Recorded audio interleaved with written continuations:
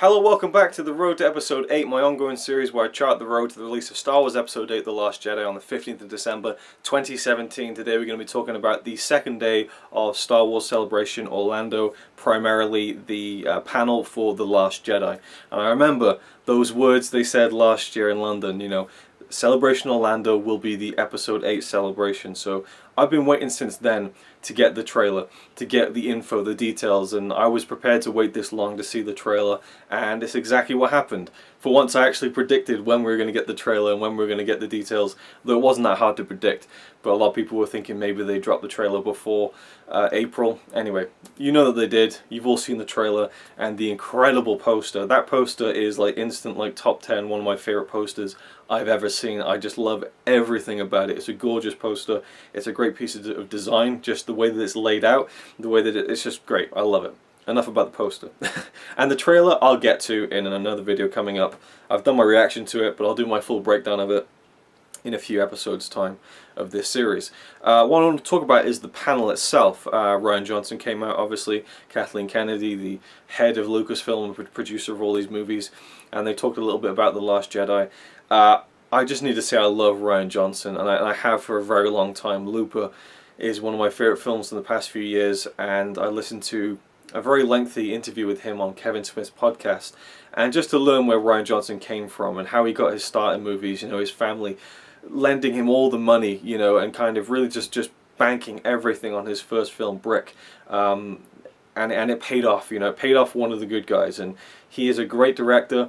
He directed some of the best, including the best episode of Breaking Bad in my opinion. I think he's a great director, I think he's a great writer, and so I've always been ridiculously excited for him helming a Star Wars movie, especially this one. You know, it feels like the table's been set, and now potentially Rian Johnson can whack it completely out of the park. I hope, fingers crossed. And I love how he took thousands of pictures on his film camera on set and stuff, and he's there kind of taking pictures on the panel and stuff. He just seems like a fan himself. There's a great video of him going to the big line that they had for the panel, because if you want to get into one of those big panels of Celebration, you need to camp out on the line overnight, and it seems like an arduous process to do that. And he came out and went and met everyone in the line, and he just said, look, everyone just stay where you are, I'm going to come and just speak to all of you. Just one of those kinds of stand-up guys who obviously appreciates what the opportunity he's been given so much, that he's willing to do so much for the fans like that. And I've seen so many pictures of fans just having pictures with Rian Johnson, and they had a chat with him and stuff. So I mean, he just seems like he's so accommodating to people who are fans of Star Wars and want to speak to this new director of the next film. So it was great to see that. I think one of my favourite parts of the whole panel is when BB-8 was brought up.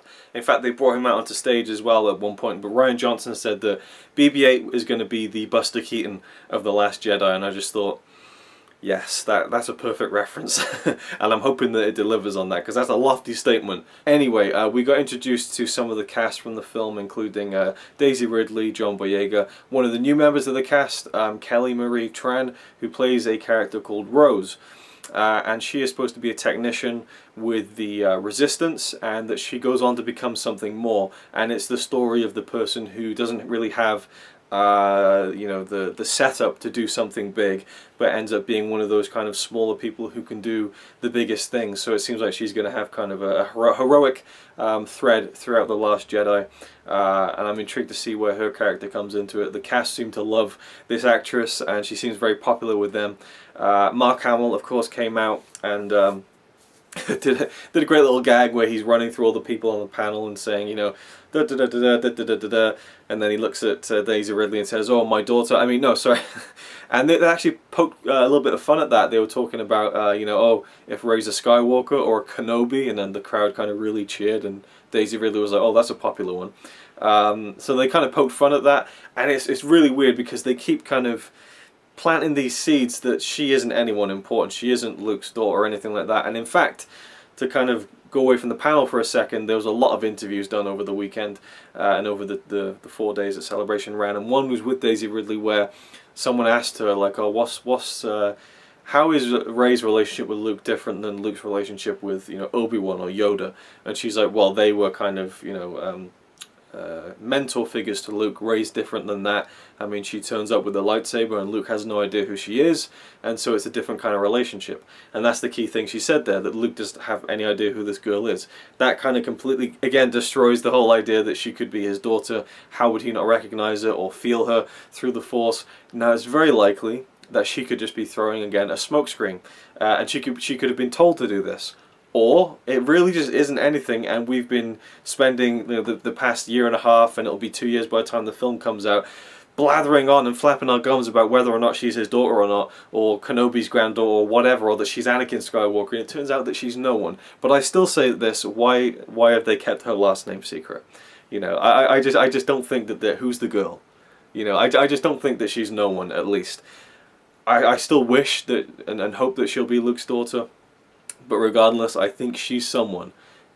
All the clues are pointing to that, and it would be weird if she wasn't. Anyway, the panel goes on. They show some pictures from the making of the film, which was really cool to see some behind-the-scenes shots. Rian Johnson shared some very interesting information that he would go with Carrie Fisher, and they would sit down and read the script for hours and just talk about it, and kind of she actually helped to doctor the script a little bit, meaning that she would help him revise lines and things like that, and that's something she was very famous for doing. Behind the scenes in Hollywood was being a script doctor, kind of tightening up dialogue and stuff like that. I mean, she was so witty and was a great writer, so it's no surprise that she did that. And it's kind of a surprise that she did this here, but it's really nice to hear that Rian Johnson got to sit down with this legend and to kind of hash out details of the script with her. Whether it's on her lines or other ones, who knows, but it was nice to hear that not only were we going to get, you know, Carrie Fisher's final performance in this film, we're going to get her final pieces of writing too, even if in very, very short bite-sized form, and that's cool to hear that she was involved in that degree. And another interesting thing about the panel was how Mark Hamill talked a little bit about losing the weight that he needed to for The Force Awakens, that he trained so hard, and that maybe Carrie Fisher didn't train as much as she was supposed to, and that he only got to have that one part at the end of the film. And you know, he's being very coy about it, and Kathleen Kennedy's like, can I just cut in and say that Mark is so significant to this next movie like you don't believe, you know, Mr. Modesty, I think she said. And I don't know whether she was saying that just to kind of make him feel better about himself, or whether she was thinking that he was really underselling or kind of bad-mouthing Disney by, like, you know, saying, oh, well, you know, they didn't really use me for the ending. I don't know whether she was trying to avoid that or whether she was just trying to give him more credit than he was giving himself. I don't know. And then, of course, they showed the teaser poster, which is, again, incredible, and the trailer, which was initially a little bit underwhelming, if not exciting, and the more I watched it, the more I fell in love with it. It's a different kind of teaser. It doesn't really show you that much at all. I'd be very surprised if we've seen anything in that teaser trailer beyond the first 40 minutes of the movie, which is really exciting. I just feel like that's all stuff that takes place in the first act. Except for maybe the space battle scenes at the end of the trailer. A lot of it feels like it's the beginning of the movie. So who knows what's going to happen, you know, later on in the film. I'm just excited to not have seen so much, even though deep down I wanted to see more. I wanted to see Luke swinging a lightsaber. I wanted to see all that stuff, but I'm glad that we didn't see all that stuff at the same time. I thought it was a great teaser trailer. It was the perfect tease. And it's never going to really be as exciting or wowing as the trailer for The Force Awakens was, or any of the trailers for The Force Awakens, because it's not brand new anymore. We've had 2 brand new Star Wars films. We know what it's like now. We know what to expect. We've seen these characters before. We've seen Luke Skywalker back in a movie again. We've seen these new characters for the first time. So it's not this brand new exciting thing anymore. It's still new and exciting, but it's not brand new, if you know what I mean.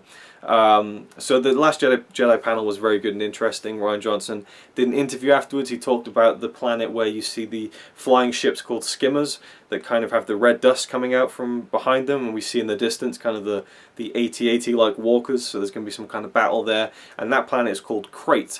And apparently this is a planet that is an old mining planet that had an old rebel base on there once, which is kind of interesting. And I know that there's obviously going to be some other planet perhaps where we've seen them film in Croatia.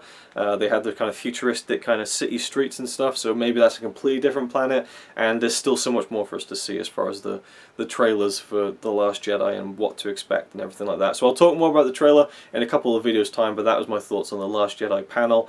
Also they announced loads of other things like the Rebels Season 4 as the last season. I haven't really watched any of that. I have the first season on Blu-ray, need to finish it, so I can't really comment on that. I didn't look at any of that stuff because I don't want to get spoiled about stuff that's already happened. There's other stuff they've announced I'm not that interested in, so I didn't really want to cover it or talk about it. except for they're doing the Journey to series again. A couple of years ago they did Journey to the Force Awakens, where they released a few novels that were really interesting. Like we had the Leia, Han and Luke novels, which had kind of a prologue set in the time of the Force Awakens, with the characters looking back on an old adventure they had. They're doing that thing again, a Journey to the Last Jedi, with a couple of books and comic book tie-ins. They're going to do a Captain Phasma comic book series about where she goes from the Force Awakens to the Last Jedi. I think it's called like Escape from the Starkiller Base or something, or at least that's what it's going to cover. And there's going to be a book about Leia as well. So yeah, loads of stuff they're going to be throwing at us, obviously. And that's all I really have to say about the Day 2 panel stuff. So I'm going to catch up now on all the panels that I wanted to see that I missed, and then I'll talk about Day 3 and 4, I suppose, Star Wars Battlefront 2, and then we'll talk about the trailer in a following video. There's so much to talk about, I want to split it up, so that's just the way it is. Thanks for watching. Leave your thoughts down below about the Last Jedi panel. And before I forget, because I did forget a few things, I like how Mark Hamill said that Rian Johnson is already one of his favourite directors that he's worked with now, and just praised him to the moon and back, which was great to hear, and I wasn't too surprised either. And also, Rian Johnson confirmed in an interview over the weekend, The Last Jedi is singular. The Last Jedi is Luke Skywalker. So all these theories of, oh well, in Brazil it's plural, so it must mean more than one Jedi. You know, no, it's singular. It's The Last Jedi. It's Star Wars Episode 8, Luke Skywalker, and that, as a Luke Skywalker fan, is awesome to hear. It's going to be a movie about Luke. I can't wait to see it. Thank you for watching. I'll see you in the next video.